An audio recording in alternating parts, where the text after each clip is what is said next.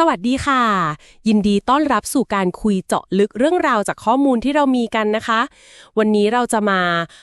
พิจารณากันเรื่องภาพเหมือนโอนกาโคโคโลวาค่ะภรรยาคนแรกของปาโบรปิกัสโซศิลปินที่ยิ่งใหญ่มากๆคนหนึ่งเลยนะคะครับผมเราจะมาดูข้อมูลจากบทวิเคราะห์หลายๆชิ้นเพื่อทำความเข้าใจช่วงเปลี่ยนผ่านทางศิลปะของปิกัสโซจากคิวบิซึมมาเป็นแนวที่เหมือนจริงมากขึ้นครับซึ่งน่าสนใจมากใช่ค่ะและที่สำคัญคือมันเชื่อมโยงกับชีวิตส่วนตัวความสัมพันธ์ของเขากับโอนก้ายังไงบ้างภาพพวกนี้เหมือนเปิดมุมมองใหม่ๆให้เราเห็นปิกัสโซในแบบที่ไม่ค่อยคุ้นเคยเท่าไหร่เลยนะคะจริงครับไม่ใช่แค่คิวบิซึมที่เรารู้จักกันดีงั้นเรามาเริ่มกันที่ภาพที่หลายคนน่าจะเคยเห็นนะคะโอนก้าในเก้าอี้เท้าแขนที่วาดไว้ประมาณปีคศ1918ค่ะครับภาพดังเลยภาพนี้ตอนนั้นเป็นช่วงหลังสงครามโลกครั้งที่1จบไปหมาดๆเลยยุโรปกำลังมีบรรยากาศที่เรียกว่า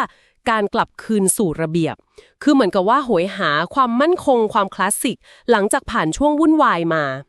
เป็นกระแสทางวัฒนธรรมเลยช่วงนั้นส่วนชีวิตปิกัสโซเองก็เพิ่งแต่งงานกับโอกาซึ่งเป็นนักบัลเลต์ชาวรัสเซียนะคะแล้วเธอก็กลายมาเป็นแบบคนสำคัญให้เขาในช่วงหลายปีหลังจากนั้นเลยถูกต้องครับ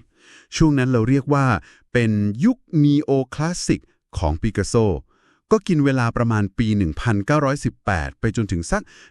1925 ได้ค่ะคือเขาหันกลับมาสนใจรูปแบบที่มันเป็นรูปธรรมจับต้องได้มากขึ้นเหมือนจริงมากขึ้นที่สำคัญคือได้รับอิทธิพลจากการไปอิตาลีมาด้วยครับตอนปี 1917 อ๋อไปเห็นงานศิลปะคลาสสิกโดยตรงใช่ครับพวกศิลปะเรเนซองส์อะไรแบบนั้นพอมาดูในภาพโอก้าในเก้าอี้เท้าแขนปี 1918 เนี่ยจะเห็นเลยว่าเทคนิคสีน้ำมันบนผ้าใบมันแสดงรูปทรงได้ชัดเจนมากมีมิติมีแสงเงาดูมีน้ำหนักนะคะมีน้ำหนักมีมวลดูแข็งแรงซึ่งมันต่างจากงานคิวบิสก่อนหน้านี้แบบชัดเจนเลยครับค่ะถ้าดูองค์ประกอบศิลป์ในภาพปี 1918 นี้เส้นร่างถึงจะชัดเจนแต่ก็ดูนุ่มนวลนะคะไม่ได้แข็งกระด้างใช่ครับแล้วโทนสีก็อบอุ่นเป็นพวกเอิร์ธโทนสีน้ำตาลสีส้มอิฐให้ความรู้สึกสงบการจัดวางองค์ประกอบก็ดูสมดุลทำให้ภาพรวมมันดูนิ่งสง่างามครับผม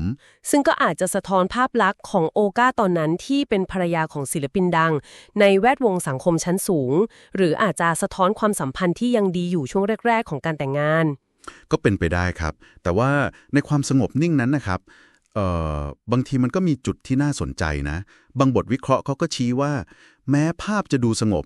แต่มันมีความรู้สึกบางอย่างที่เหมือนจะเข้าถึงยากนิดนึงอ๋อเหรอคะครับเป็นความนิ่งที่อาจจะดูเป็นทางการหรือว่าแฝงความซับซ้อนบางอย่างไว้ข้างในซึ่งเดี๋ยวมันจะชัดขึ้นนะถ้าเราไปเทียบกับภาพหลังๆอย่างเช่นภาพไหนคะอย่างภาพโอกา in the pensive mood หรือภาพโอกาในห้วงคำหนึ่งประมาณปี 1923 ครับอ๋อภาพนั้นแม้จะยังอยู่ในยุคนีโอคลาสสิกเหมือนกันนะครับแต่เราจะเริ่มเห็นความเปลี่ยนแปลงทางอารมณ์ในภาพชัดเจนเลยจริงด้วยค่ะภาพปี 1923 นี่ต่างเลยทั้งที่สไตล์ยังเป็นนีโอคลาสสิกแต่สีหน้าโอกาในภาพหลังนี่ดูแบบครุ่นคิดเหม่อลอยบางทีก็ดูเศร้าๆนะคะใช่ครับการแสดงออกทางสีหน้ามันบอกเยอะมากถ้านั่งก็ดูไม่เหมือนเดิมนะคะภาพแรกดูมั่นคงภาพนี้เหมือนจะเอียงๆหน่อยถูกต้องครับนักวิเคราะห์บางคนก็มองว่ามันสื่อถึงสภาวะทางอารมณ์ที่ไม่มั่นคงหรืออาจจะเป็นความสัมพันธ์ที่เริ่มมีปัญหาแล้วก็ได้ใช่ครับแล้วโทนสีในภาพปี 1923 ก็เปลี่ยนไปเยอะเลยกลายเป็นโทนน้ำตาลเทาที่มันสร้างบรรยากาศหม่นๆดูโดดเดี่ยวมากขึ้นเห็นชัดเลยค่ะสิ่งที่น่าทึ่งจากการศึกษาภาพเหมือนโอกาเหล่านี้คือมันแสดงให้เห็นเลยว่าปิกัสโซนี่เก่งรอบด้านจริงๆนะครับไม่ได้มีแค่สไตล์เดียวไม่ได้ยึดติดกับคิวบิสอย่างเดียวครับการที่เขากลับมาวาดภาพเหมือนจริงช่วงนี้มันไม่ใช่แค่การย้อนกลับไปหาของเก่าแต่มันคือการหยิบยืมหลักการคลาสสิกมาตีความใหม่ในแบบของเขาเองแล้วก็ใส่เรื่องส่วนตัวลงไปด้วยใช่เลยครับสำคัญมากคือภาพเหล่านี้มันกลายเป็นเหมือนบันทึกทางอารมณ์บันทึกความสัมพันธ์ส่วนตัวที่มันเปลี่ยนไปตามเวลา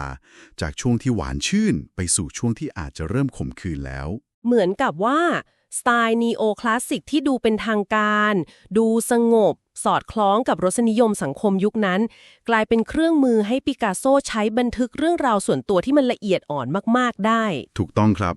มันไม่ใช่แค่การลอกเลียนแบบศิลปะคลาสสิกแต่เป็นการผสมผสานรูปแบบที่เป็นที่ยอมรับกับเนื้อหาที่เป็นส่วนตัวอย่างยิ่งค่ะทำให้การศึกษาภาพเหมือนโอกาเนี่ยมันสำคัญไม่ใช่แค่เข้าใจพัฒนาการของปิกัสโซนะแต่ยังเชื่อมเราไปสู่มิติอื่นๆด้วย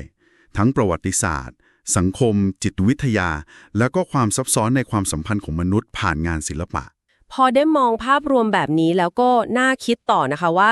การที่ปิกัสโซเลือกใช้สไตล์นีโอคลาสสิกที่มันดูเข้ากับกระแสกลับคืนสู่ระเบียบแล้วก็รสนิยมสังคมชั้นสูงตอนนั้นพอดีเนี่ยมันเป็นแค่ปรับตัวเพื่อให้เข้ากับยุคสมัยหรือว่า